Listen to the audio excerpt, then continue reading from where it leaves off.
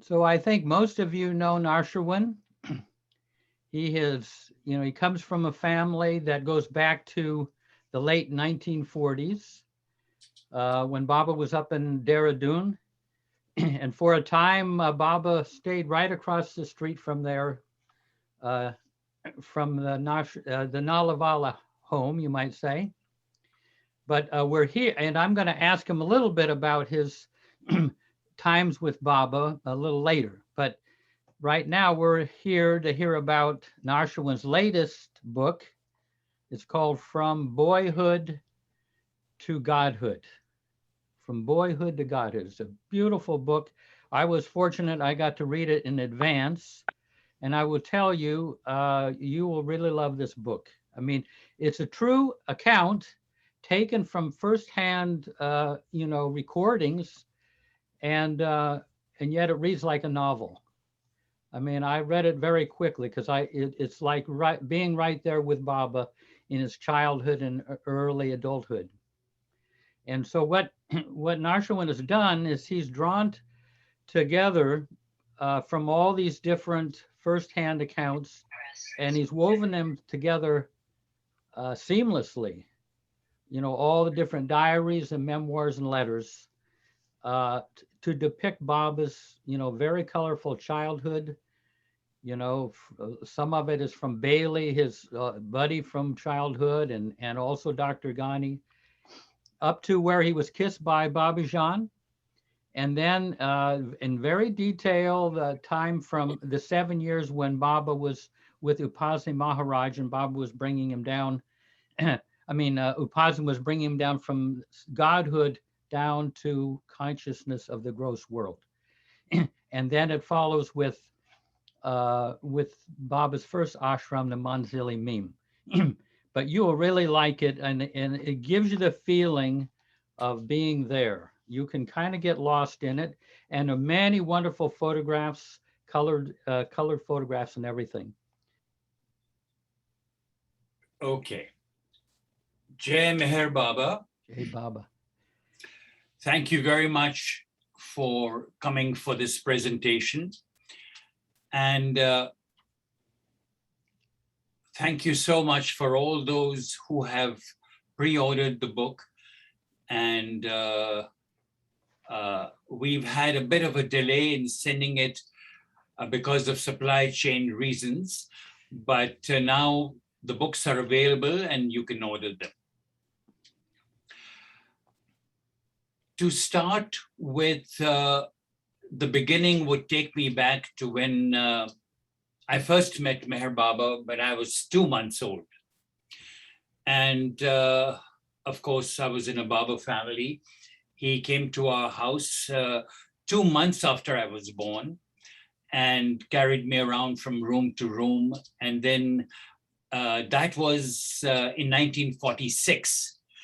And then he came again in 1950 and spent quite some time there during the new life, 49, 50. And that was the period that I came very close to him. And I believe I would be the only person around who had the privilege of being present when he gave his second last picture at the Rispana River in Dehradun. This was during the new life.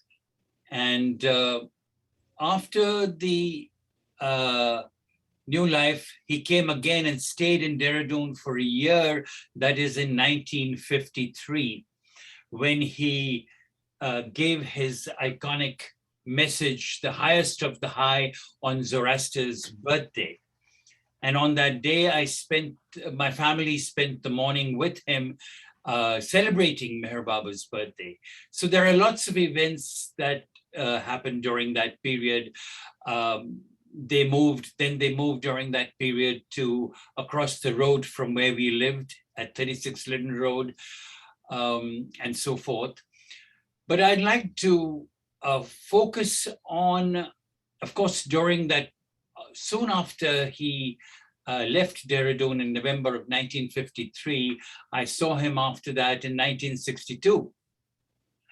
And just one little glimpse of 1962, I felt that since I hadn't met him for 8, 9 years, Meher Baba wouldn't remember me. And will I get to see him? If I saw him, will he remember me? And in 1962, at the East-West gathering, you had all the various different states compartmentalized under separate areas. The Westerners, of course, were in front, and the Easterners were all the way back, and close to 10,000 people were there. So when we all gathered in his presence, Baba had not come on the stage, and there was a tremendous amount of excitement. Madhusudan and his party of Pune singers were singing on a very raised platform. They had a raised platform for people to sing the various different Baba songs and bhajans. And then when Baba came onto the stage, held on either side by Adike Rani and Irat Jasawala, it was electricity in the air, and there was a thunderous cries of Avatar Meher Baba ki jai. My hair stood on edge. Tears were flowing in everyone's eyes. And Meher Baba was releasing tremendous amount of love.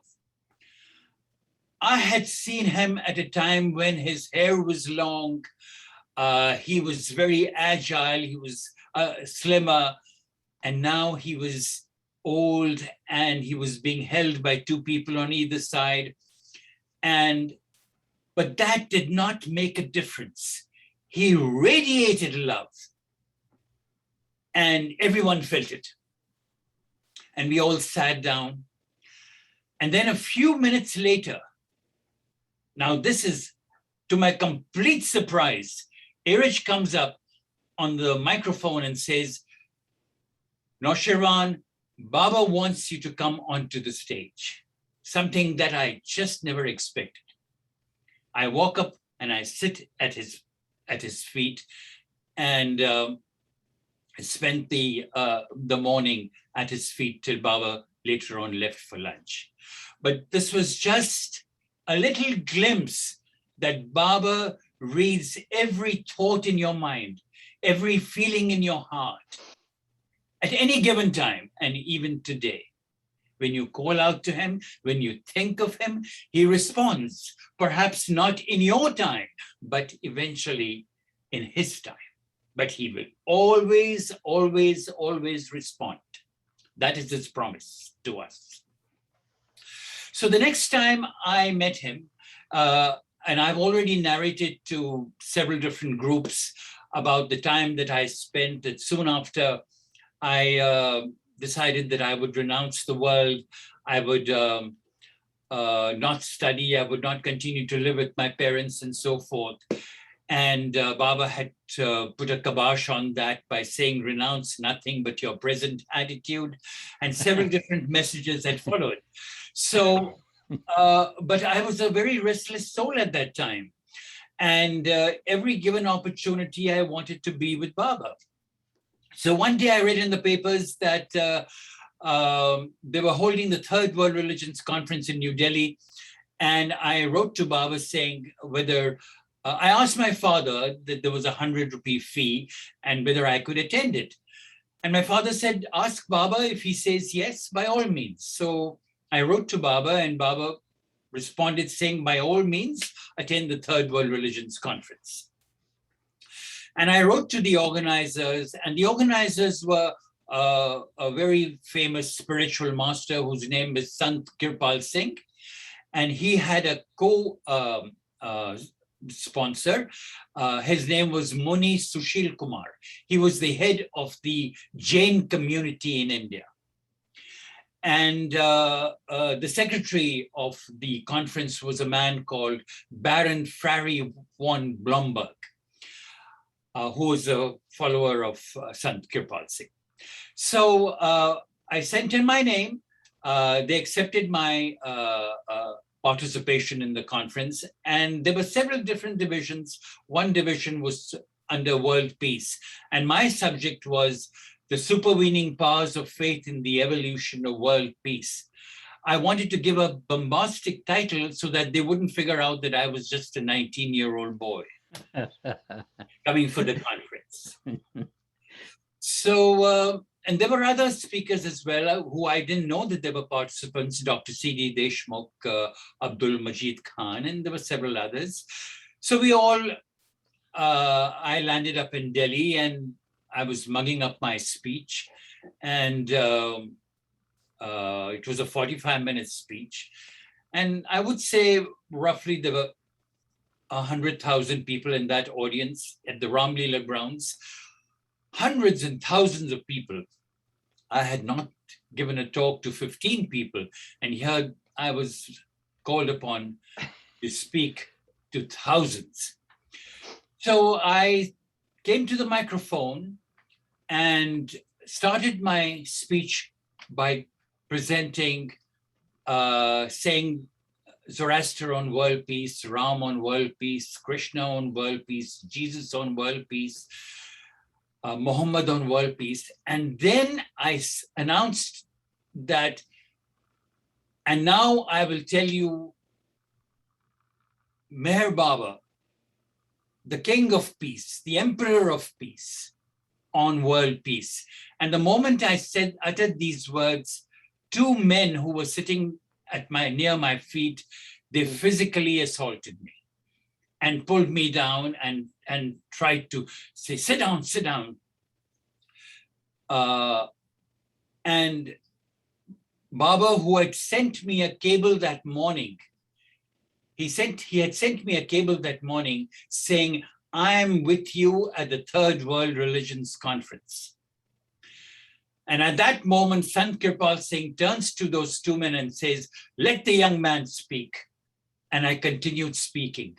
But by the time I had completely forgotten my speech and I continued to speak about Meher Baba. But before that, I asked the audience, do you want me to continue speaking on Meher Baba? And they all shouted, we want Meher Baba, we want Meher Baba. Just one of his minor miracles. So that evening, I was also invited to speak to the Zoroastrians of Delhi. So there was a talk by the head of the Zoroastrians in India, who and he gave a speech, and then there was some time left. So the president asked me to say a few words. And I mentioned Meher Baba's name, and this man, the head priest of the Zoroastrians, stood up and said, I've never been so insulted in my life. And he walked out of the meeting. And of course, everyone crowded around me and wanted to know when Baba would be giving darshan.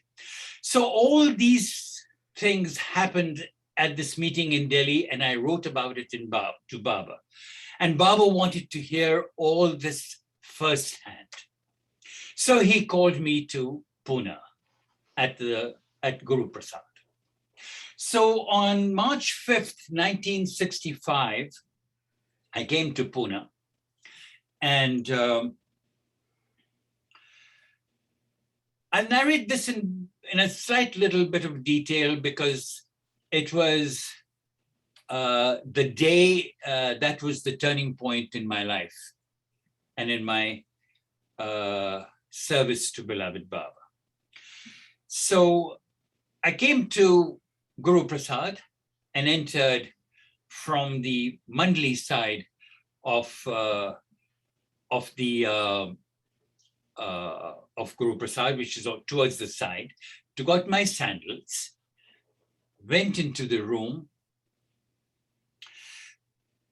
and all I saw was Meher Baba. I saw that there were people there, but I did not see anyone else. And he was bare-bodied. It was over 100 degrees temperature in Pune. And he was wearing those short culottes, 3/4 length culottes. And I rushed and I embraced him. I kissed him on both the cheeks. He kissed me. And It was as if you were kissing a woman. You could feel the tremendous amount of love that he was exuding at that moment in his embrace. And his embrace was tight. I sat, I bowed down at his feet, I kissed his feet, and I sat at his feet. And then I saw Erich standing next to him. And then I looked around and I saw the Mandli sitting there. And then Erich turns to me and says, Baba would like to know everything in detail of what happened in New Delhi. And I started to narrate and so on and so forth. I won't go into all the details of this meeting at this presentation, but a number of things happened. But one of the most, there were two very significant things that happened, which I will narrate. And one of them was at the end of the meeting. So before I came to Pune, Erich had written to me saying, do not ask any questions of Meher Baba. So he had said that. And of course, my mind was buzzing with questions. I was longing to ask him. So at the end of my presentation to Baba, I said, Baba, I was able to answer all the questions that I was asked both at the conference and at the Zoroastrian meeting, except one. And Baba said, and what was that question? So I said, Baba, they asked me, how can Meher Baba say that he is God in human form? And Baba, like, he took a deep breath and said, and it gave me the impression, what a simple question. And then he became very serious. And he turns to me and he says, Naosherwan, you are God in human form. Erich here is God in human form. Francis is God in human form. Each one of you are God in human form. I am God in human form, but I am conscious of my divinity. My job is to make you conscious of your divinity. And how do I do that? I give you the gift of conviction. And it is this gift of conviction that he has given each one of us that has brought you today to this presentation. Because to be awakened, to be conscious, means to align our consciousness with the infinite and imbibe within us God-centered qualities of love, compassion, forgiveness, generosity, gratitude, humility. These are the various different God-centered qualities that Baba wants us to imbibe within us. They are within us, but he wants us to make us conscious of them. So having finished what he said, he clapped once and the back door opened and out walked Dr. Gohar with a small box in her hand. And then she handed it to Baba, and Baba then opened that box and pulled out a medallion. And from that medallion, Beautiful. I just wanted to show you the medallion that Meher Baba gave me. And as if to seal what he had just said. And then he turns to me and he says, as he's saying that, I want you to tell the world that I'm God in human form. And as if to put the seal on the mandate that he had just given, he hands this medallion to me. And it was a very strong moment when he said that. And in all the years that I've been with Baba, I have never ever heard anyone say that they had been told to tell the world that he is God in human form. And that is what I spend my days sharing with the world, that Meher Baba is God in human form.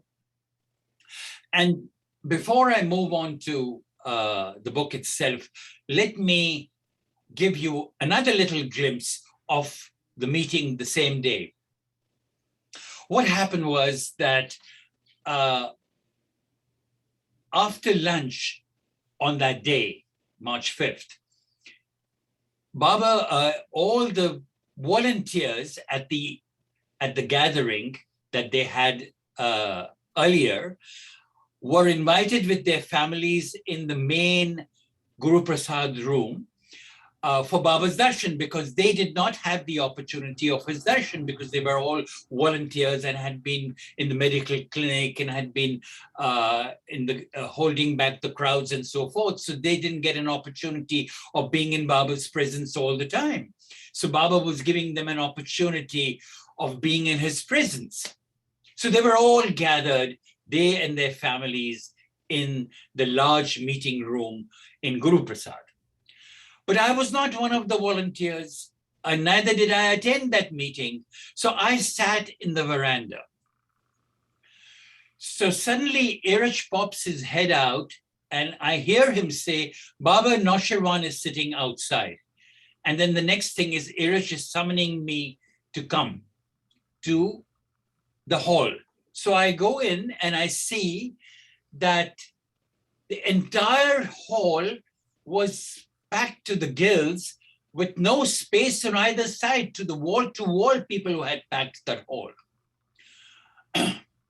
Baba was sitting on a low sofa, and I started wondering, where will I sit?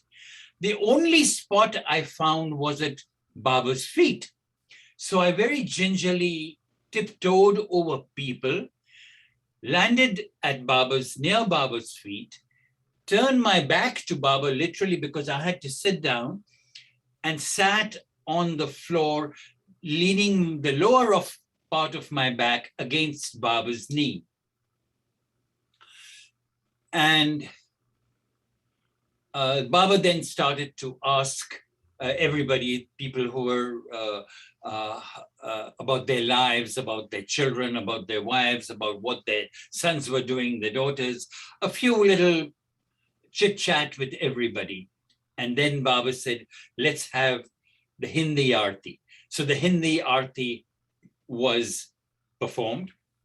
And I know the Hindi Aarti. And as I began to sing the Hindi Aarti, a few notes into the Aarti, and I began to cry uncontrollably. Uncontrollably, I began to sob. And I could see Iraj's head coming towards me, but Baba put his hand and asked him to move back and let me sob. And at that moment, I was overwhelmed with tremendous love for beloved Baba, and I saw his body become larger and larger. And it was a strange feeling, and the drops of tears that fall on my hands were icy cold, as opposed to tears that are warm. And my heart was bursting with love for Baba. I tangibly experienced his love. And at that moment, Baba put his hand on my head. It's like just a tap, and I stopped sobbing. And that was just a glimpse that he gave me, that has stayed with me all my life. So this was an incredible experience that I had with Baba in 1965. And of course, then 40 days before Baba dropped his body, I met him at Merazad, and his last words to me was, 3 times, his last words to me were, my time has come. My time has come. My time has come. And then I saw him in the crypt in the tomb, where I took a promise where I promised Baba that I would write his biography, and that was The Beloved. This encapsulates my life, Jeff. Yeah, beautiful, very touching. And it gives you, you know, all the publications and all the work, the Beloved archives, all kind of initiated by Baba with those meetings that you had with him. You know, almost like a mandate from Baba. Yeah. Now let me 1 second here. Um,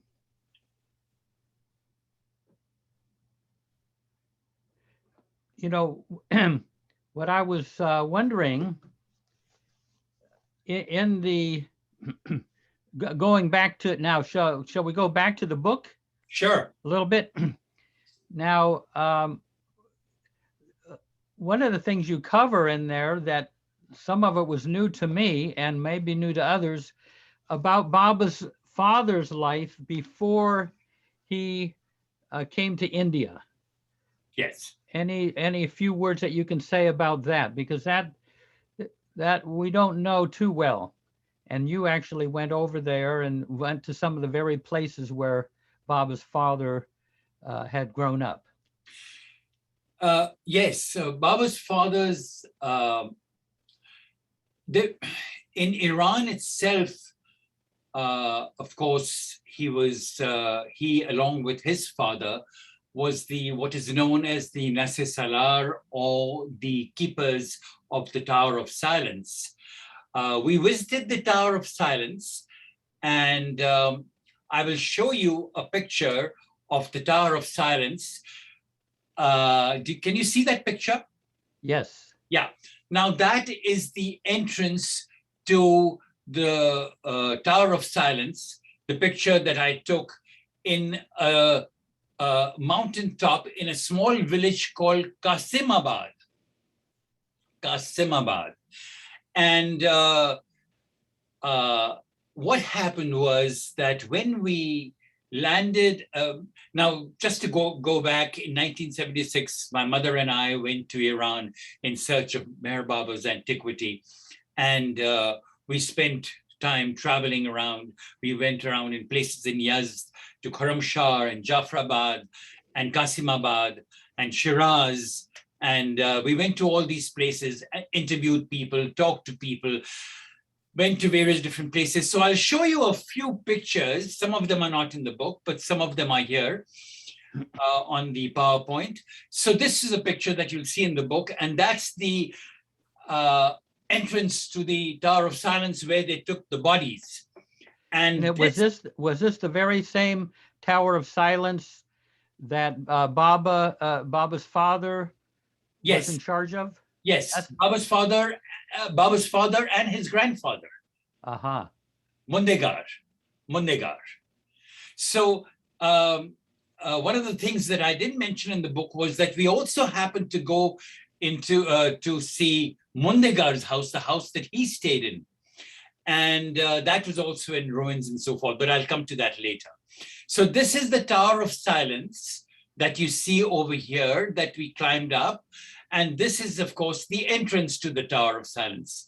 Now, both of this Tower of Silence is defunct. It's not functional. But there was another Tower of Silence, which I have not given the photograph here, which is still very active. And so when we went to Khorramshahr, we were taken to the house of Shehryar Mundegar Irani. And this is a picture of the house, Shehryar's house. That's not in the book. So this is a picture of Shehryar's house that we visited. And then this is the picture of the lady whom we met, Paridokh Irani. And she was her name was, she was Baba's nephew's wife. And I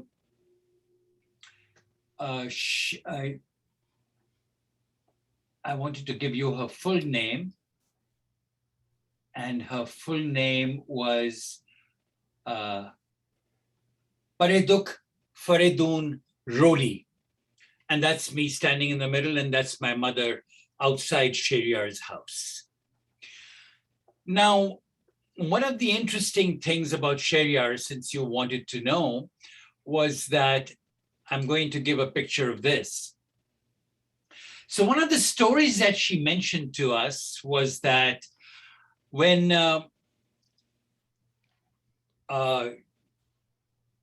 she had met Meher Baba in 1929 and had always very fondly had devoted herself to him.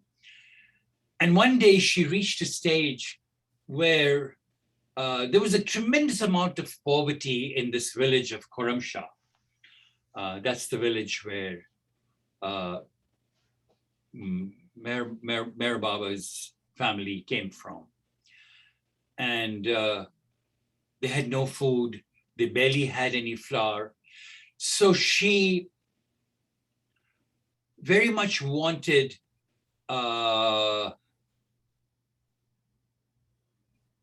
she wanted to go and get some flour from the market, but she had no money.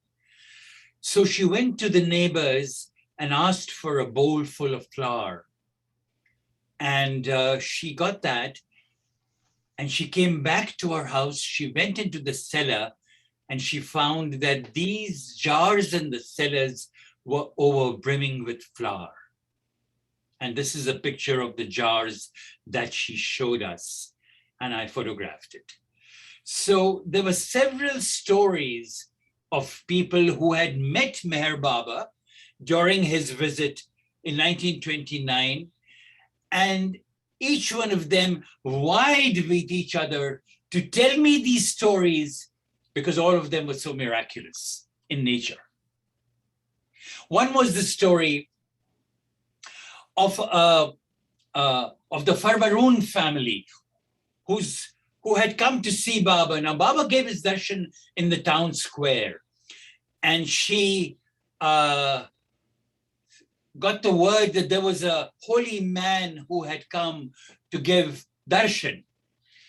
So she goes with her daughter. Now, why does she go with her daughter? Because her daughter, her 12-year-old daughter, was suffering from an ailment where her hair fell off. She was turning bald. So she takes this daughter to Meher Baba and tells him that, look, I'm facing this ailment. My daughter and she won't get married. And Baba gives her some liquid to apply on the child's head. And the first thing when we saw her daughter was that the daughter had very thick hair, that her mother said that it was difficult to cut her hair. So everyone had some story to tell about Meher Baba's visit to Iran in 1929. And that's where we narrate several stories in the book, particularly about the story that is being told for the very first time about the Gufe Nashins, or those Zoroastrians who were persecuted and went underground, still maintaining their faith, Zoroastrian faith, but externally were Zoroastrians. And they had taken shelter in caves. And this was a picture. Each year Zoroastrians gather in these caves and they pray to the Lord for allowing them to follow their Zoroastrian faith. And this story has been narrated, in my view, for the very first time ever. And I've given the full description, full story of how Meher Baba met one of these men who have kept the books of the Zoroastrians hidden from view. So we won't go into that story. I'll let you read that story and look at the pictures and so forth. Yes, Jeff. Well, there was one place you came to where you did a little digging and you found something. Yes. Okay. So what happened was that Farhad Shafa was our guide and translator.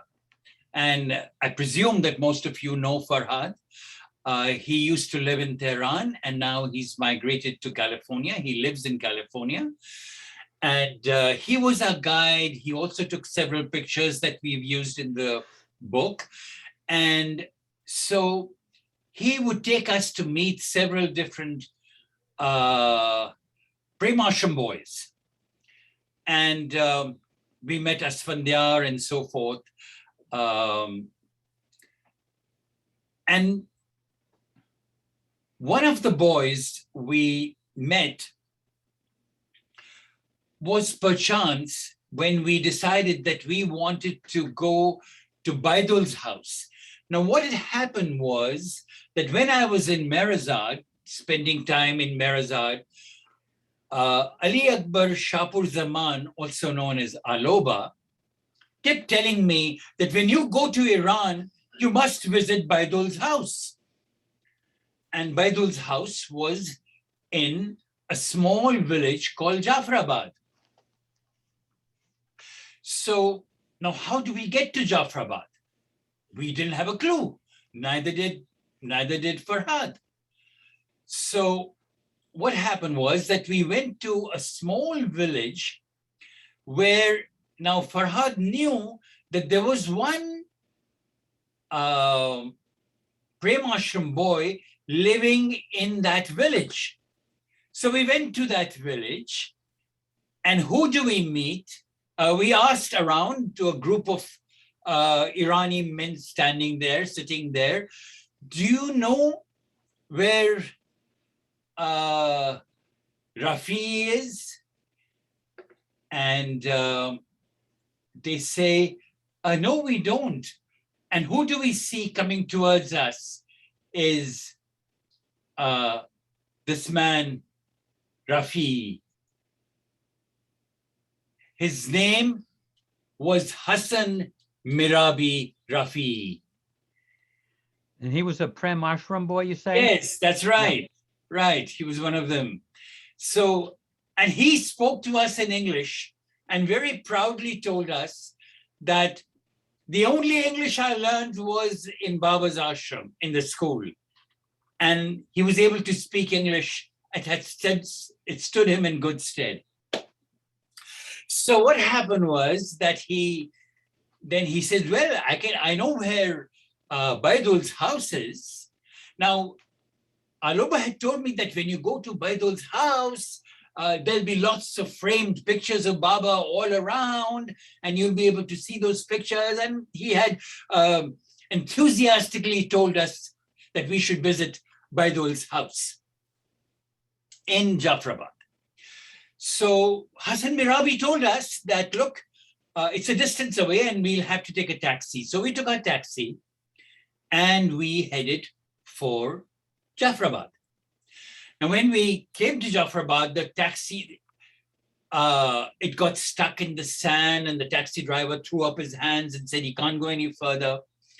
And we plowed through the sand. My mother was wearing a sari and she came with, she'd come with me. So the four of us plowed through the sand, plodded through the sand and reached the entrance of Jafrabad. Now, Jafrabad was a village that had been abandoned. There was no one there because there was no water. And every 2 weeks, the government used to send a water container to take care of 3 people who lived there. And who were these 3 people? They were Ardeshar Yazdani, his wife, and a very old lady whose name was Wahabid Shirmardi. And here is a picture of them in Jafrabad. Now, they had met Meher Baba in 1929, and this man goes into his house and pulls out this calendar, which was in Persian, and showed us this picture of Meher Baba, displayed it to us very proudly, and allowed us to photograph it. And this photograph was taken by Farhad Shafa. Now, this is the entrance. So we were walking through these colonnaded archways through Jafrabad. And the first thought that came to my mind was, Baba must have walked in Jafrabad on this very path that I am walking on. And my thoughts also went, strangely enough, to Jesus and Jerusalem, because I had been to Jerusalem, and these were some of the kind of places that you would see there. And I thought to myself, I must photograph this because this looks so much like the place that Jesus may have walked in. And then in the later years, Meher Baba himself. So this was as we walked along towards Baidul's house. So we walked to Baidul's house, and we're standing in front of it, and it's completely in shambles. It's broken down. There are, except for 4 walls, which are also broken, the roof had caved in, and the door was barred with a kind of a jamb. So I pushed that jamb and went in. And it was all shambles, debris, bricks. No pictures of Meher Baba and Aloba had said. The only thing we found was slates everywhere. Now this place, this school, this house of Baidul had been a school which was run by Baidul in the early years for Irani boys. This school was financed by Mehra Irani's mother, and it was run by Baidul. So there were pieces of slate everywhere, of course. And I picked up a bottle of oil as a souvenir because that was the only thing that I saw there. And I said, oh dear, Aloba said there'll be pictures. I kicked around, I looked around. It was a small room. And nothing there, nothing. Except in Persian was written on one wall, Hazrat Meher Baba in Persian with a chalk. That was the only way to know that this was a place associated with Meher Baba. So looked around, kicked here, kicked the rubble, nothing. As we were about to leave, I see a trap door, completely buried in the sand. Only a few inches of the trap door could be seen. So I quickly go to that. I pulled the sand and the debris and tried to wedge the trap door open. So I pulled with all my strength. And finally, I was able to loosen the trap door. And my mother started shouting at me, don't put your hand in there. There might be scorpions. Don't put your hand. Don't put your hand. But I was undeterred. I pulled the trap door and the door opened. And all I see was sand in it. There was nothing but sand. And here is a picture of me with the open trap door. And I looked, I put my hand in. So what I did was very gingerly, I moved the sand, to make sure there were no scorpions. And then my hand touched some paper. And I got extremely excited while Farhad took this picture of me. I got very excited and pulled out, and gradually pulled out from this niche letters and photographs that had been preserved there for 47 years. And then I showed the letter to Farhad, who read it, and it was a letter from Rao Sahib to Baidul, telling him that Baba was going to come to Iran. And that letter has been reproduced in the book. And the photographs, so then Farhad later on said that, look, you found the original material in Iran, so please leave it in Iran. So he gave me copies of everything, including the photographs, and I brought them back to India, but the originals were kept with him. So because they were found in Iran, he wanted to keep them in Iran. And that was the story of our visit to Jafrabad. Yes, Chef. So, so then, I mean, at one point you began writing this book, and you drew from many different accounts and memoirs and diaries. Now you're basically a historian, so none of the material may be new to you, but is there anything in there that you could share or tell us about that most of us wouldn't have read previously about Baba's? This is about Baba's childhood, yes, manhood. Now, I'm going to ask this question to myself. What were the sources of this book? So the main source of the book was Mani Irani. Now, in 1962, she sent me a complete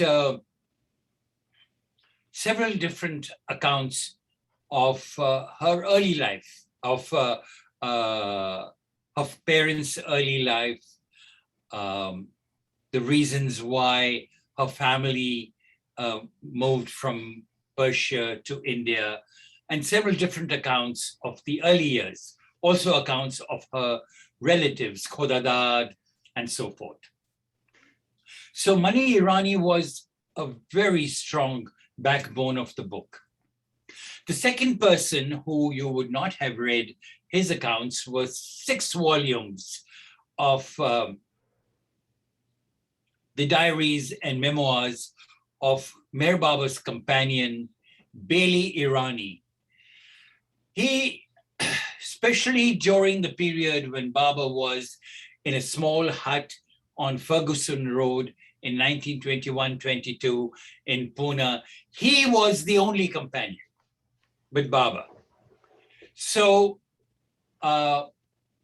his job during the period that they were in this hut was to write the biography of Upasni Maharaj in Gujarati, which he did, helped by details given by Baba and so forth. And he wrote that biography, which ultimately was published in Gujarati under the title of Sakori Na Sadguru. And recently it has been published in a beautiful format in English by Sufism Reoriented, called Upasni Maharaj. So this book was his main job. But then in the later years, he decided that he was going to write the memoirs of his time with Meher Baba. Now, those were translated by various different people, and they were made available to Bhauji and to several biographers and different people who wrote about Baba's life, and snippets of them were used in Lord Meher and some of the the God Man and so on and so forth, and the various different biographies. I used them in the Beloved, but they had never been published in the form that they had been translated. So what I did was I was able to get the rudimentary English version of these translations, books 1 to 6. But to my chagrin, book 2 was missing. And that was the crux of Merwan's time spent in Pune. So I was very, very disappointed that I had all these various different memoirs of Bailey Irani, but I never had book number 2. It was lost. So finally, I got the Gujarati. I was in at the Pilgrim Center. It's 12 o'clock. And someone sent me the Gujarati translation of book 2, saying that we had found it in the papers of someone, and here is book 2, but we haven't translated it in English, and we don't have the time, and I'm just sending you a rough copy of book 2. So I'm sitting there in the dining room of the retreat with my wife Maruk, and I'm thinking aloud. I'm saying to myself, how do I get this translated? Should I send it to somebody in Bombay? And what should I do? When I see 2 Gujarati women walk into the dining room. So my wife Maruk tells me, why don't you ask them if they can help you translate this volume 2? Because I was so excited. I wanted it to be translated as quickly as I could. So I went to them and I said, do you think you can help me translate this? My wife knows Gujarati, but this was old Gujarati, very old Gujarati. So the mother and the daughter, they looked at the translation and said, yes, we can help you translate, but we have a car waiting outside that will take us to Bombay. We are on our way to Bombay. So I said, oh dear. And I was kind of dejected, and I went and sat back. And then a few minutes later, the lady comes to me and says, look, we will never get an opportunity of being of service to Meher Baba. We have told our car to stay somewhere here and we'll go tomorrow. So I will help you translate this. So we sat continually till 11 o'clock that night, but we hadn't finished the translation. Then again, she told her taxi driver that next day she sat again with me, so close to, 50, 60 hours. We sat and we translated this book. And that is Merwan in Pune. And that was that is something that no one will have ever read before. Beautiful. So this is how Meher Baba turns the key when he wants to. And it really, it's so wonderful. He wrote so well too, and so vividly and so naturally about being with Baba and conversations that he remembered. And yes, it takes you right there. There was such a loyalty that Baba had to Bailey. Even though Bailey was really kind of a bit of a rascal. Even proclaiming himself as a rascal. Yes.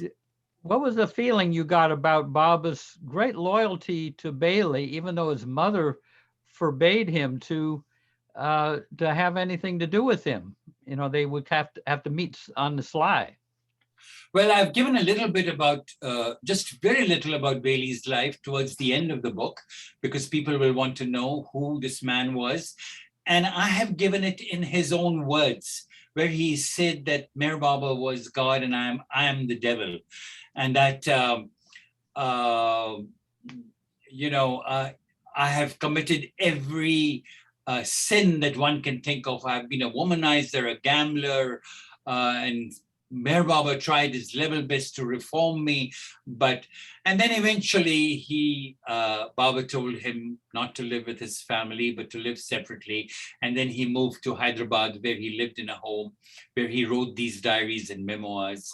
And I think we don't know what exactly happened between him and Baba, but one day he came to Baba and he moved away and never saw Baba again. But the way a lot of the Mandli felt that he was Judas, but he had done an incredible service to Meher Baba by writing these memoirs. And today we are able to read his memoirs. And Baba always protected him. Guided him. But he had to play out his sanskars. And that is what he did. He was in service of the Lord, but at the same time, he had to play out his sanskars. And that's what he did. Yeah, and if not for him, we wouldn't have had Baba's childhood in such vivid detail, That's right. In spite of his wayward behavior, so to speak, he was the man that did the job.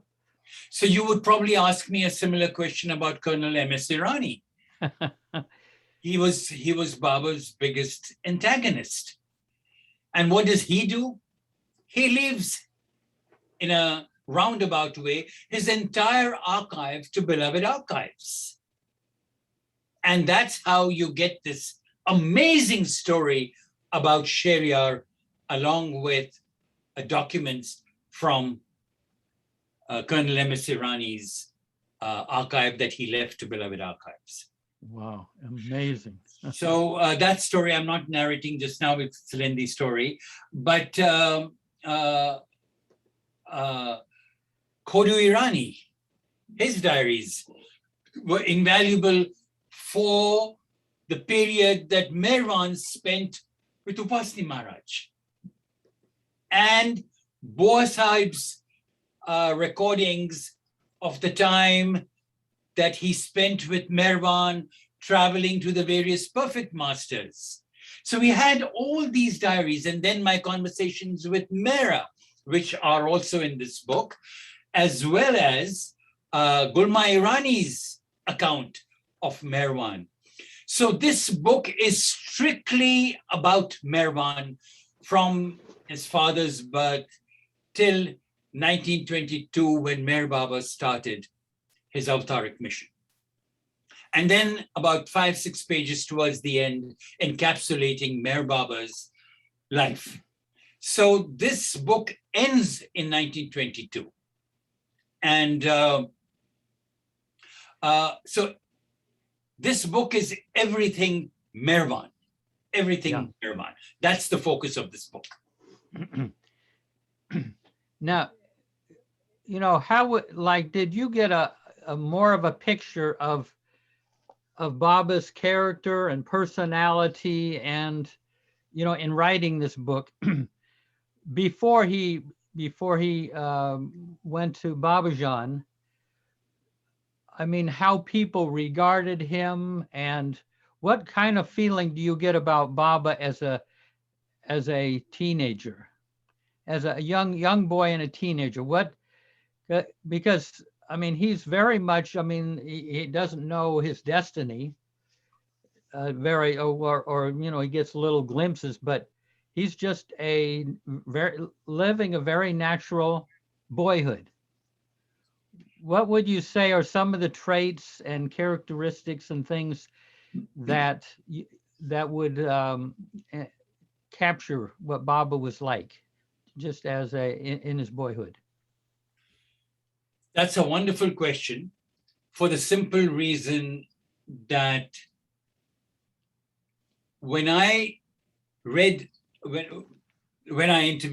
Mehra, or I read Gulmai's recordings, diaries and memoirs, and I read when I initially read all these various different memoirs that were given to me by Adi Irani and others. My first thought was that each page or each narration of a story has a spiritual lesson for each one of us. And that's where I would encourage each one of you, when you read this book, to see within the narration, within the story, spiritual lessons. Meher Baba's courage against persistent odds, his fortitude, his care and concern for his companions, his devotion to the perfect masters. Just to give you a little glimpse, when Mehra saw Meherwan for the first time in Upasti Maharaj's ashram, and this is Mehra narrating to me, she said, Meherwan came into the door and I saw him for the first time. He bowed down to Upasti Maharaj. And Upasti Maharaj turns to him and says, Meherwan, sit under the tree. I will send the Darshanites and then see you later. At that moment, he again bows down. Then he bends down, bows to Maharaj. Then he goes back without turning his back to Maharaj. He goes to the door. At the threshold, he bows down and then he leaves. This was Mehra's first impression of Meherwan. And this is what I've tried to convey in this book. Then his love of animals, his journey meticulously narrated by his boyhood companions and family members and later disciples who lived with him. So this book is brimming with anecdotes and his early teachings.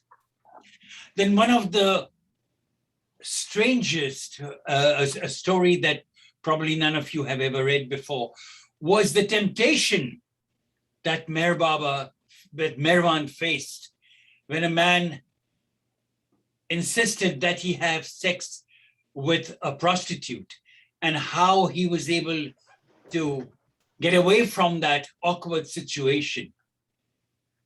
And this is another story of Meherwan's resoluteness in the face of increasing odds. And that man who tried to get him involved with a prostitute wound up having the highest regard for him, because he just saw that this is an unusual young man. Yes, he was putting Meher Baba. And even the prostitute had Yes. the highest regard for Baba and his character. Right. Yeah. That is true. That is true. And that is the beauty of that story, which all of you will enjoy reading. That's another interesting story. So one of the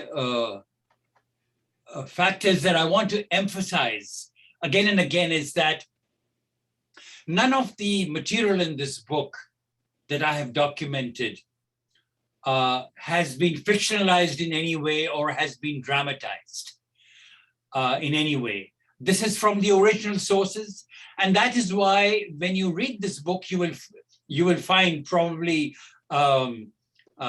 you'll probably get bugged by the fact that I have put the sources to everything that I have mentioned and narrated in this book. This is the source from where I got this. So none of it has been dramatized or fictionalized or exaggerated, but it is exactly the way that posterity will read it, that you will read it and that posterity will read this. Did you have any other photographs you wanted to show us? Or did you come I can show you this picture. This picture appears in the book as well as on the back of the book in a silhouetted format. But this picture is of 1894, when Baba was born, and this is the picture of the Sassoon Hospital. So what had happened was that one day, there's a story behind each picture. One day, a woman walked into the Air India office where I was working in the public relations office. She had a cloth satchel on her shoulder, and she came to me and she said that she's the great-great-granddaughter of Raja Deen Dayal. Now, I had never heard that name before, but she told me that he is India's first Indian photographer and had been designated as the photographer by the Viceroy of India. And that she had some pictures with her that she wanted to share with me. And could I help her mount an exhibition of his photographs in London? The moment I heard this, I was just completely enraptured by what she said. And when she took out from the satchel these original photographs of India 100 years old, I was blown away. I immediately said that I will make every effort to mount this exhibition in London. And then I went to great lengths, including meeting my managing director, and I had this exhibition of his photographs mounted in London. And she was so grateful to me that she not only gave me some original pictures, but she also researched for me photographs of Pune in 1894 that Raja Deen Dayal had taken. So I don't have all the pictures. I do have them in the archives, several pictures of Pune, of the Bund Gardens, the way it looked in 1894 and so forth. But this is the picture of the Sassoon Hospital in 1894. So that was an interesting picture.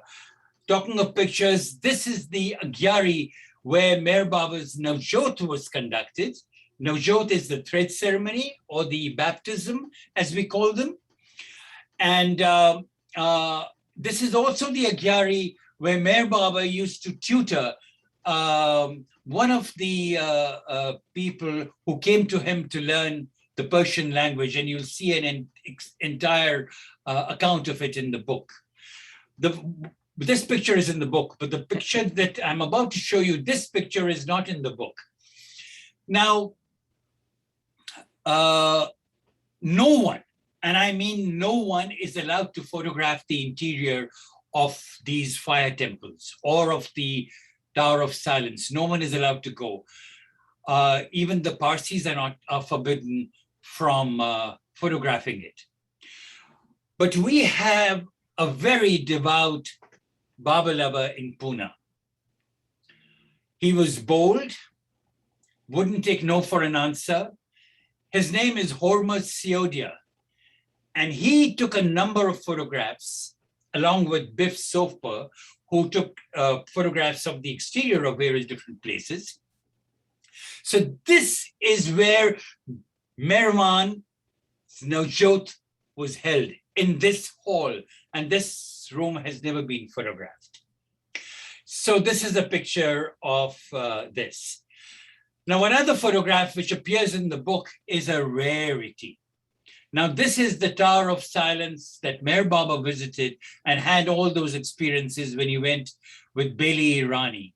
So again, it'll come as a total surprise to people when they see this photograph of the Tower of Silence. Again, no one is allowed to photograph it. That's where Bailey got totally scared out of his wits. That's right. With Baba. That's right. And the conversation that we have given is verbatim from what Bailey described in his notes. Another photograph I'd like to show you that's not in the book, and the reason I didn't put it in the book was because it's kind of a little blurred.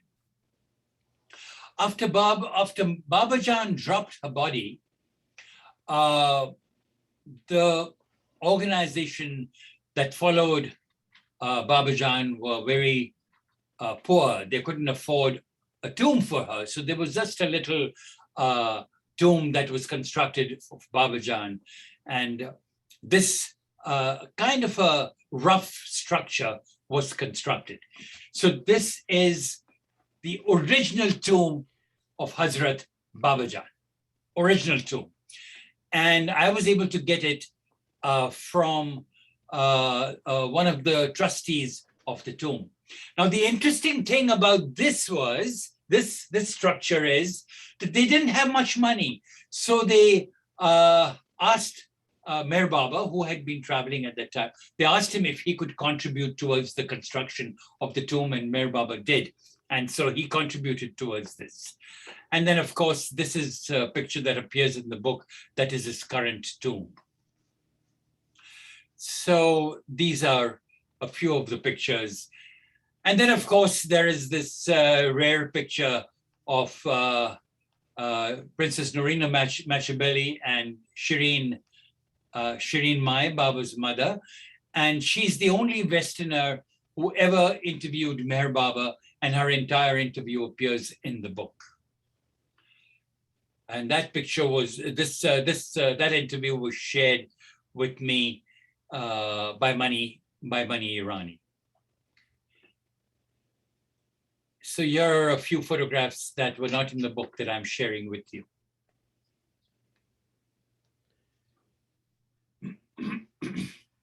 Go ahead, Jeff, for any questions or anybody else. Well, you know what? Let's open it to anybody there who would, if you raise your hand, Prakash will call on you. If anyone else has any questions, feel free. I see Jack right away.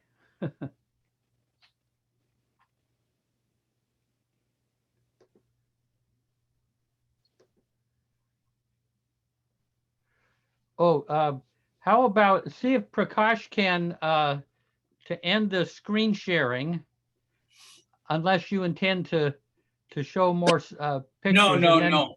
Yeah. Yeah. I've got it. Yeah, there it is. Now we got Jack, good. Oh, Jack Buck. Yeah, Naosherwan, I sent you a memo a couple of days ago. I ordered your book on Friday, but I forgot to ask for you to autograph it. So if you have any control over the shipping of it, I'd appreciate it. So If not, it has been mailed out to everyone, Jack. all right. Yeah. And I But haven't, when we meet next, I'll be happy to sign it. okay.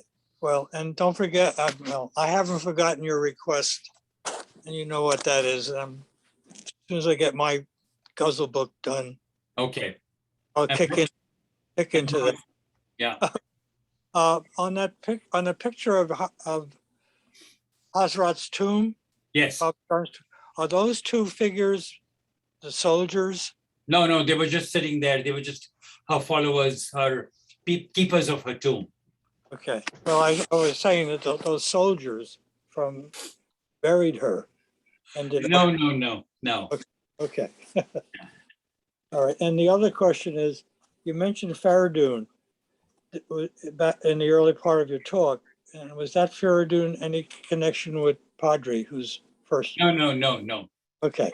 That was her. That was Paridok's father's name. I see. Okay. All right. Thank you. Any other questions? Yeah. Jeff, there was this gentleman by name Meher Nandan who had a question to Nosh. So let me read that out. He says, I want to buy one book for Meher Dham, Nauranga, and Hamirpur. How much will be its cost? While the shipping cost within the United States is about $6.50. The shipping cost in foreign countries is very high. In England, it's 40. In India, it'll be $48 plus the $45 cost. In England, it's $40. In Canada, it's $33. So the costs are very high. But what we are trying to do with Prakash Dhiram's help is we are trying to reprint this book in India for Indian readers. So the only way for you to get a book is to request somebody from the United States to carry it with them, and then they'll carry it and mail it within the country. Otherwise, the shipping costs are outrageous. We are also trying to send to certain orders that we've received from Germany and from Canada and so forth by M bags. Now, M bags are those bags that were used about 15 years back, but the post office is willing to allow us to send these books. These books are put in an M bag, they're put in one bag and sent to only one address, and then they become very cheap. Say, for example, to give you an example, one book to ship out to Canada is $33, but when we send them in bulk of, say, 5 copies in an M bag, it comes to $11 a copy. So that's how it is. Now, if you can get a group of people in India and order a bunch of books, then we can use an M bag to send it to India as well. But that's, of course, will be in bulk.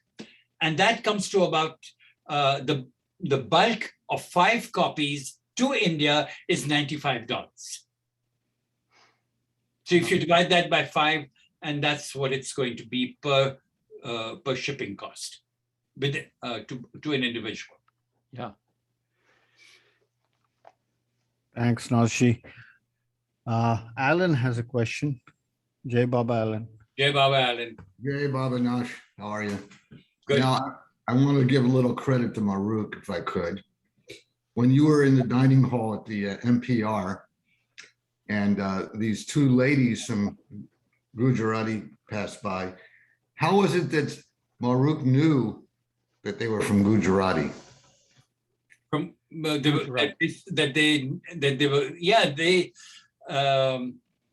when you see people from Gujarat, you can figure out that they're from Gujarat. It's just, and she intuitively knew that. She has very good intuition, Alan. No, but I recall the story. No, I know that. We'll discuss that privately in another time. But as I recall the story, she knew the older woman because of the way she tied her sari, had a good tie, and thus that woman was the one capable of translating. Yes, I think that's pretty spectacular right there. But it's the younger woman who did the translation. Yeah. Well, all right. So Yeah. 50%. I think Naosherwan should pay for this expertise, though. Yeah. Do these people Maruk get should- free copy Naosherwan, by the way? Beg your pardon? Yes. These 2 listen. Yes. All right. Much love. I'll talk to you. Jai Baba. Thanks, Alan. It's going to be Betty. She has a question. Jai Baba. Yes, Betty. You're on mute. Hey, Baba. Yeah, Mayor Baba, Betty. How are you? You mentioned, I think her name is Farah Duke. She there was a photo of you and your mother and her, and you said she was it a niece? Baba's niece? No, she was Baba's nephew's wife. Oh. Yeah. I was wondering then who in Baba's family would have been the parent of the nephew then? His name I'm forgetting at the moment, but we've mentioned it in the book. Good. Okay. Betty, you'll have to buy the book to Yeah. find out. You bet. Okay. Okay. It would have been one of his brothers, or would it not have been one of his siblings? We couldn't meet him because he was on a business trip during Oh, our. the nephew. Yeah. Yeah. Yeah. Okay, good. I'll read the book. Thanks. Hmm.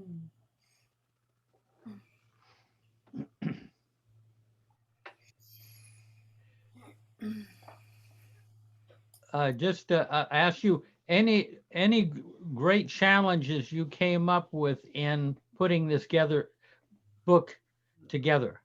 I mean, real difficulties that you hadn't anticipated, or was it just slogging through and weaving it all together? But did you run into some snafus?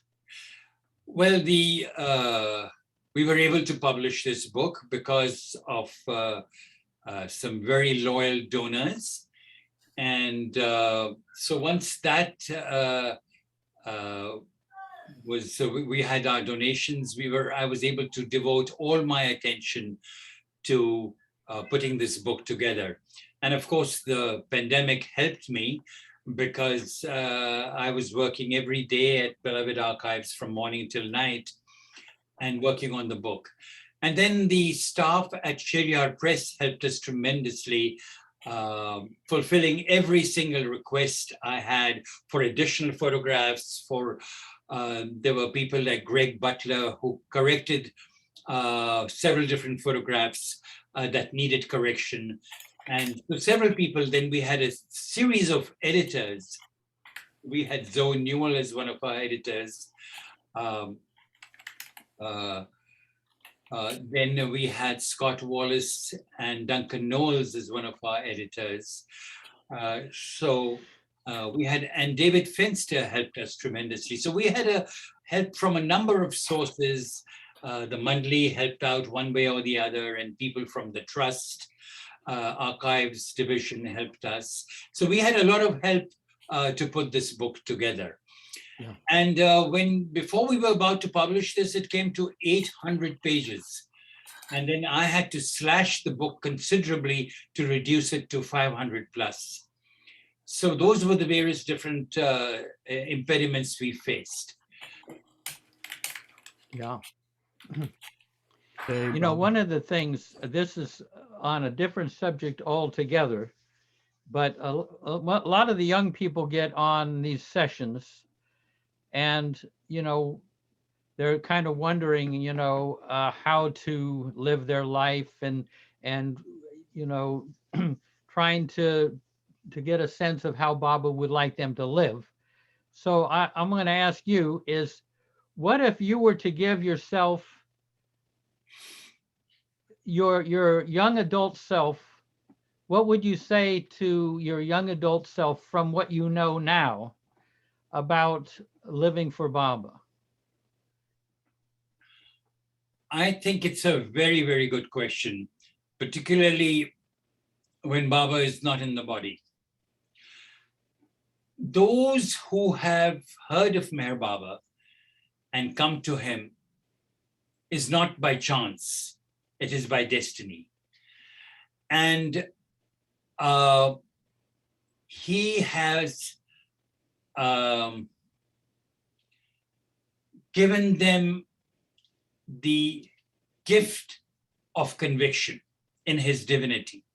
Once he has given the gift of conviction in his divinity, you are his, not only for this lifetime, but for many lifetimes. For me, it was particularly simpler to love Baba because I had met him several times. But those who've not met him, Meher Baba has put his finger on your heart and opened up that aspect of divinity which brings you closer and closer to him. But what happens is that when we come to him, we take him for granted. We say to ourselves that, well, Baba is. But he has also given us a duty. And this is what my recollection is of growing up with Meher Baba.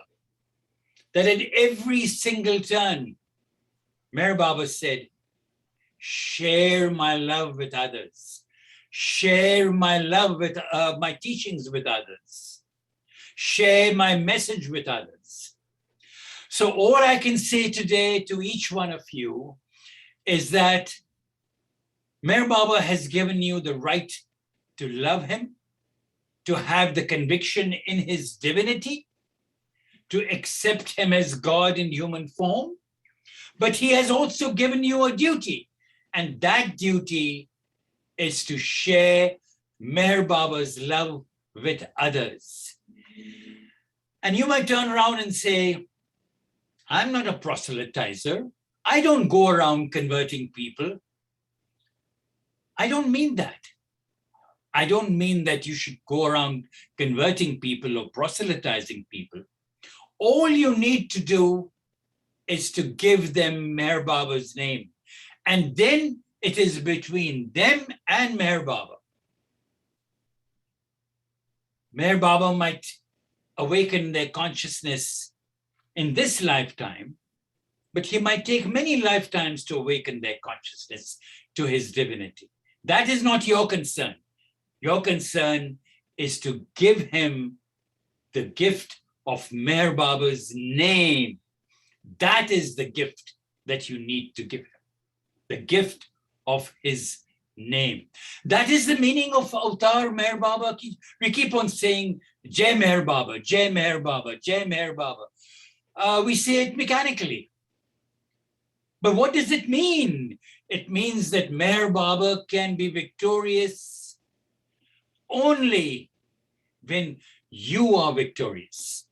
And when can you be victorious? When the name Jai Meher Baba is embedded in the hearts of all those who seek him. And there are many seekers who seek him every day. So take this opportunity that Baba has given you and mention his name with strangers. Find out a way, find out a story, and share his name with others. But above all, repeat his name all the time. Take on a Baba project and see it through. That way, your focus will be entirely on Baba. And at the same time, share Meher Baba's name with others. Beautiful. Yeah, thank you. Well, we got a couple of more hands there. Yeah, Meher Darwala.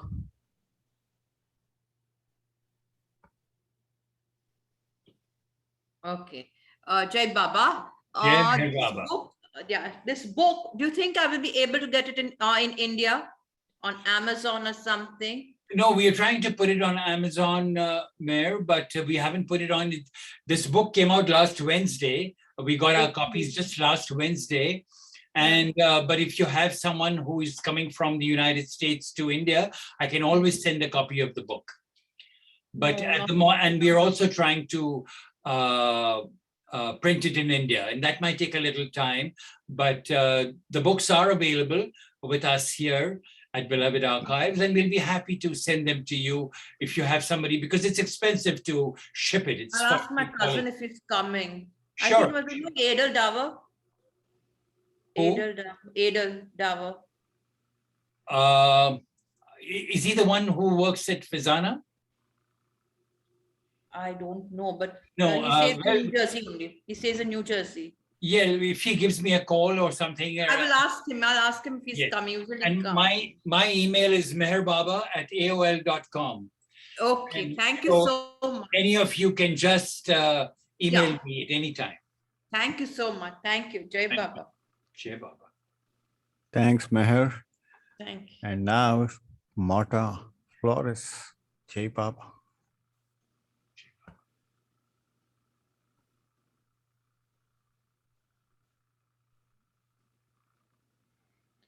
And now for a moment of silence. No. Marta, are you there? You need to unmute. Oh, Naosherwan, Baba asked you to speak of him in human form to the world.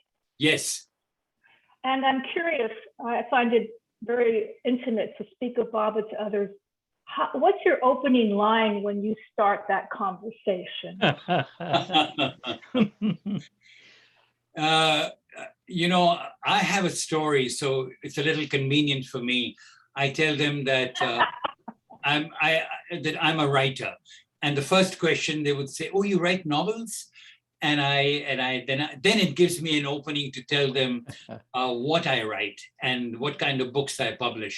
So for me, Baba gave me this the reasoning on a platter. So I have never had a problem. When I was working at the United Nations, I would tell everyone, give them Baba's name and tell them with this that I was the writer and that I would talk to them about the books that I'm writing or things like that. So for me, it was a little easy, but each one of you will have to devise your own story. And it's not very difficult. You can always come up with a story to share Meher Baba's name with others. And what you just told us, to share his name, that was the answer that you had already answered my question, because I can handle that. I just was curious how you've done it through the years. Thank you. Yes, I would then go on to tell them about the same ancient one, the same as Ram, Krishna, Jesus, Muhammad, Buddha. And today we have Meher Baba, who is the awakener, and he awakens the consciousness in mankind. And he makes his presence tangible in the lives of people who seek him, who seek the avatar in their midst. And God does not take birth as man just once. He takes birth every 700, 1400 years. And today it is Meher Baba who has taken birth. And it is he who awakens mankind. So it's up to them to believe it or not. Many of them don't believe it, but that's all right. My work is done. I have conveyed Meher Baba's message. And then I also tell them that he's the embodiment of love. He's love personified. And when they look at his picture, they invariably feel something. They'll make a comment that, oh, wow, he's a very handsome man, they might say, or they might say he's got luxurious hair or something like that. And you know that your introduction to Meher Baba has found its mark. Beautiful, I mean, thank you. should Martha just say that she works for a thief? And then A thief of hearts? yeah, well, they'll say, you know, you work for a thief. Who? And then you can tell them who the thief is. Thank you, Jeff. Yeah, it works. Jai Baba.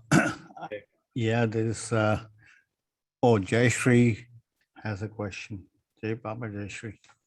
Jai Baba. Jai Baba. Jai Baba. Regarding this one, just I want to mention about my parents.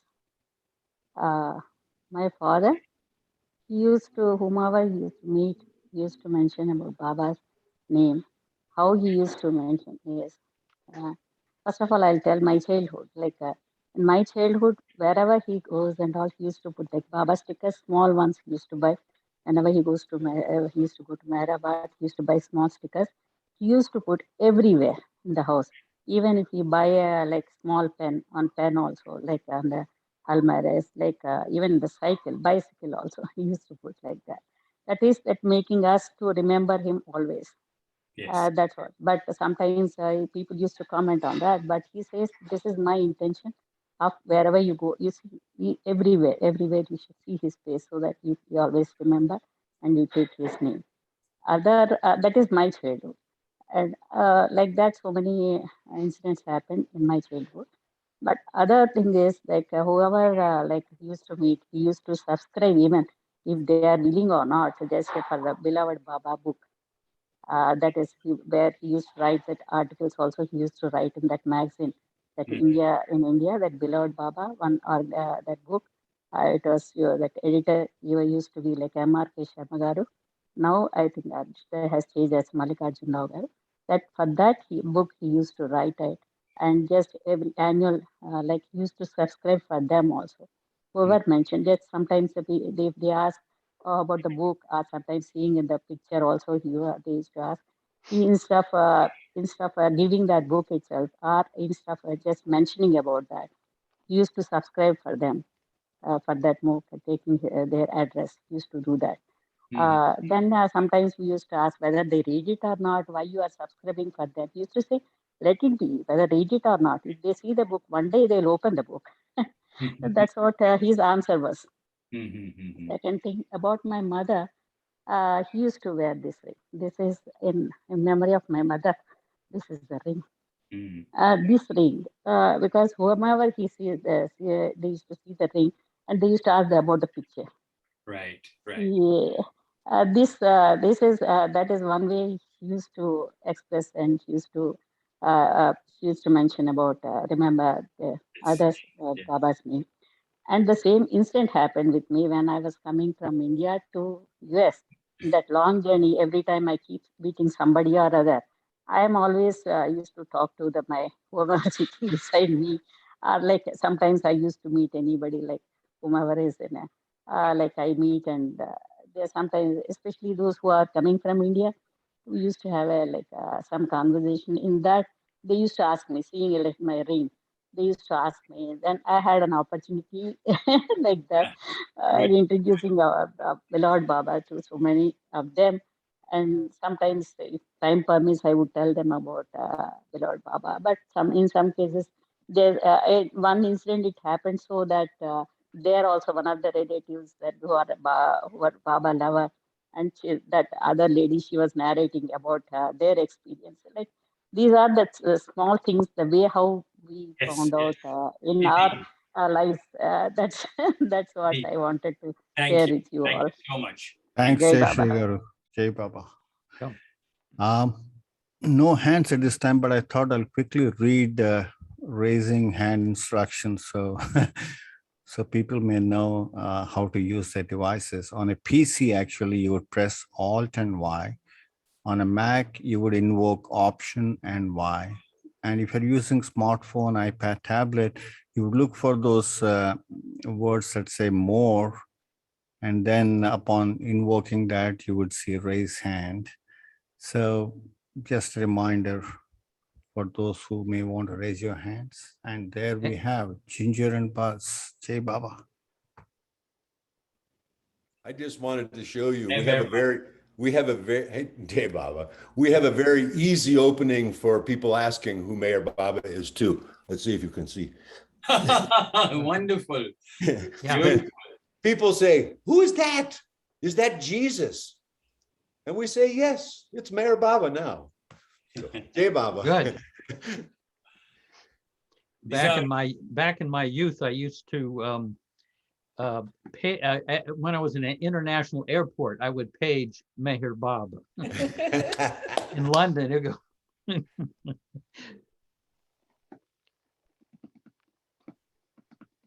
Buzz, tell them about your friend, the way you met your friend, your good friend, with your T-shirt. Yeah. Yes, my friend, Avtar Bansal. We both worked for the city of Tracy in California, and I had just spent a wonderful 6 weeks working in Marizad under Mani's direction, pruning trees and stuff. And so evidently while I was there, I bought a T-shirt and it said Avatar's Abode or Avatar Mayor Baba. So I wore that to my first day back at work. And I was talking to somebody and somebody came up behind me and just jabbed my shoulder and said, why do you have my name on your shirt? I didn't, it said Avatar, but his name was Avtar. So anyway, he got to know all about Baba. That was 30 years ago. They're the most wonderful family. We just visited with them in California a couple of weeks ago. So anyway, it was really fun. Baba gives those opportunities. It's just wonderful. So, Naosherwan, do you have possibly like a final reading that we could, and then have a few moments of silence, Okay. unless there are any other questions? If you can't figure out how to get on, you can raise your hand. We'll be able to see you. If you're. Now, the easiest way would be to unmute and then just speak out. Yeah. So since your first question was about Shehryar, I'll read what Mani sent to me about her father's last days. And this story about it. So I introduce it with Mani was witness to her father's last days in Pune. She narrates the suffering her family endured when a trusted partner betrayed Shehryar toward the end of his life. So this is now Mani writes to me in this note, which I have reproduced. It's slightly a little longer, but it's worth it. My father's deep trust in the inherent goodness of man rebounded on him severely in his old age. This breach of trust was caused by his partner, a young man he had taken on in the business for two reasons: because he was getting old for the active side of the business, and because the young man, Mulog, was the son of a friend and fellow Irani. Even in his mid-60s, he would personally attend the auction of toddy tree lots purchased for the season by the people in the toddy business. And he would tell us how the auctioneer, an Englishman, felt drawn to father and never failed to support and assist him. Gradually, that side of the work was left more and more to Mulog, until all that was required was father's signature before the completion of the deal. One day, Mulog invited father to his home for dinner. The table was laid out with Shehryar's favorite Persian dishes, and the liquor was the kind he liked best. The conversation veered to Iran and tales my father recounted of his life before his Darweshi days, anecdotes Mulog enjoyed listening to. It was a happy evening of camaraderie, and at the end of the meal, Mulog placed an official-looking typed sheet of paper before my father and asked him to sign it, saying that it was another toddy lot deal that had to be procured at auction. A portion of the document was partially covered with a sheet of blotting paper. Unsuspecting of any treachery, my father signed his name on the document. That simple act entailed such heartache for my mother. We lost the toddy business, for my father had signed his name to a paper which declared that he had unconditionally handed over as a gift to Mulog his share of the business. Mother took it to court and almost single-handedly saw to each detail of the legal procedure. None of my brothers could help her, for they were all with Baba at the time. There were sad scenes at home, my mother raging over the treachery of a fellow Irani, and my father trying to make her understand the real side of it, the spiritual side. My father would say, "We are not the losers, Shireen. What have we to lose? It is poor Mulog. I feel sorry, for he has gained nothing and will have to suffer for it in many lives to come." Mother responded, "But who is going to see that? I will be dead. And if I see him suffering in the next life, I won't know it is Mulog. Besides, what good is his suffering going to do? We have lost the business and whatever is in the bank in cash and jewelry." This did come to pass. We lost everything except our home and a few monetary assets.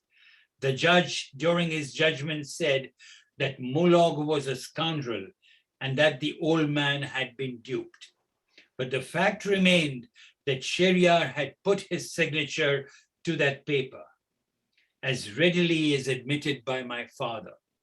When it was all over, father sent a message to Mulog through a friend saying, I forgive you fully. Someday you might want to ask my forgiveness and would not be able to do so, for I am an old man and would be dead by then. So remember, you will not need my forgiveness, for I have forgiven you completely. It is simply a matter between you and God. And now there's a postscript to this story. In 1960, when Meher Baba was in Guru Prasad, Mulog's wife came to him and, falling at Baba's feet, sobbed and asked for forgiveness from Sheriar and God that her husband had been craving for during the last years of his life. She said Mulog had been bedridden with illness for some time and asked repeatedly for Baba so that he could personally seek his forgiveness. Her husband was dead, and now she, an old woman, had come to him to do it for him. Baba caressed her tear-stained face, embraced her, and told her not to worry, and to know that all that was forgiven. And this is a picture that is in the book of the judgment that was given. And it is from the archives of Colonel M.S. Irani. This is the judgment, the front page of the judgment sheet that was given. So when you ask, what are the lessons from this book? This is a moving lesson that Baba forgave. Baba forgave. You know, he had the same gesture for love, I love you. And Baba had the same gesture, I forgive you, I forgive you. So this is what Baba has taught us in myriad different ways, that he loves us, but at the same time, he forgives us as well. Well, Yeah, Meher Baba. let's have a few moments of silence before we go on.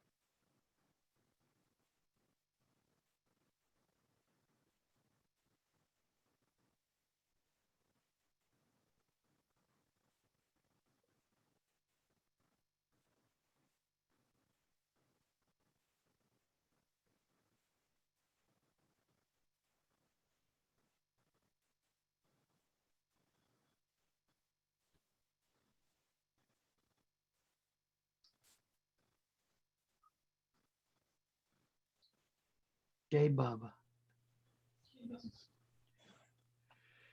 Jai Baba National, thank you. That was beautiful. What a feast. So beautifully you shared the book and so much more. Thank you, Naosherwan. Thank you. Wow. Naosherwan, thank you so much. Enjoyed it. Thank you, Naosherwan. Your beautiful Thank talk, you, dear. your sharing, And thank you, and I Prakash. can't wait to read the book. Thank you. Thank you, Yeah. Naosherwan. Thank you, Naosherwan. Hey, Baba. Thank you, Jai Naosherwan ji. Baba, everyone. Thank you, Naosherwan. Thank Yeah, you. Meher Baba. Yeah. Jai Baba. Thank you. Baba. Jai Baba. Jai Baba, Naosherwan. Yeah, Meher Baba. Jai Baba. Jai Meher Baba. Thank you, Sam and Margaret, too. Jai Meher Baba. Thank you. Wow, lovely. Jai Baba, thank you for the wonderful presentation. Yeah. Jai Meher Baba. Jai Meher Baba. I'm gonna go. Okay. Yep. Jai Baba Nashri, Jai Baba Jeff, Jai Baba. Jai Baba Prakash Jai Jeff. Baba. Yeah, Jai Baba. Wonderful. Jai Shri. Thank you. Thank you, Prakash. Naosherwan, Peter Anusula, great to see you. Jai Baba. Wow. We're still above ground. No, Nosh, how soon will we get the book? They've been mailed out to everyone. Okay. So it takes about, because it's a media mail, you should get it within 7 days. Okay, and yours, It was mailed out on Wednesday. okay, and it was signed by you, I hope? If you asked for it, yes. But Oh dear. Oh, that's a clue. I didn't know I was Wow. supposed to ask for it. I thought before a certain date you were going to sign all of them, so. no, because the books was sent by the binders to the printing press. Oh, And in order for them to send it to me, it's 2.5 pounds each book. oh, I see. So it was, so I kept only those books that had asked me to sign, which I have. But go her, I'll be happy to do it anytime. We'll just have to meet for you to do that, that's all. Well, we just have to find out when Naosherwan and Moruk are in Myrtle Beach, and then That's right. everybody can descend upon the center. That's right, with their copies. Yeah, bring your books with. Bring your books. Naosherwan, can I ask how long, how many years you spent on this project?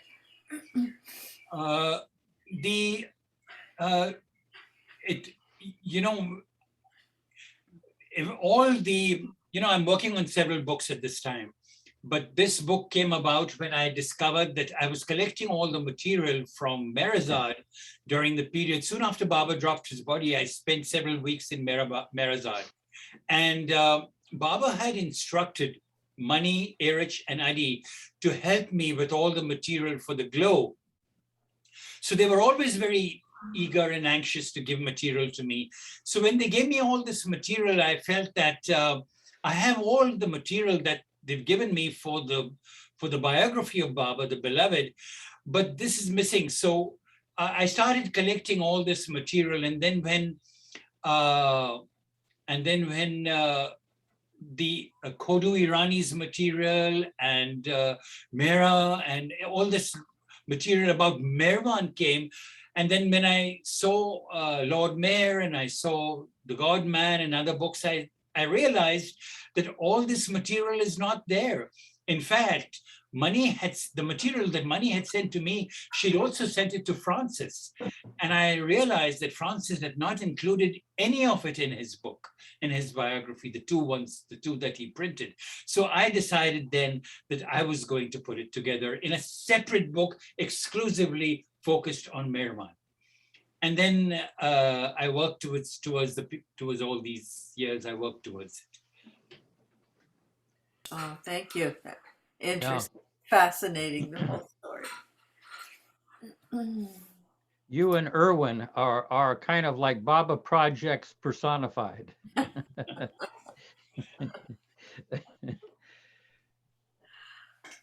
Thank you, Jeff. Thank you very much. Yeah, Thank you. thank you. That Very was just interesting Lovely. Lovely. Yeah. Wonderful.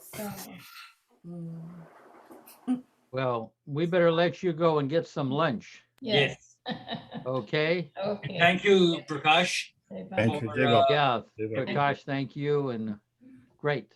Thank you, Jeff. Talk Yeah. to you later. Avatar Mayor Baba Baba Ki Ki Jai. Jai. Yeah, Jai Baba.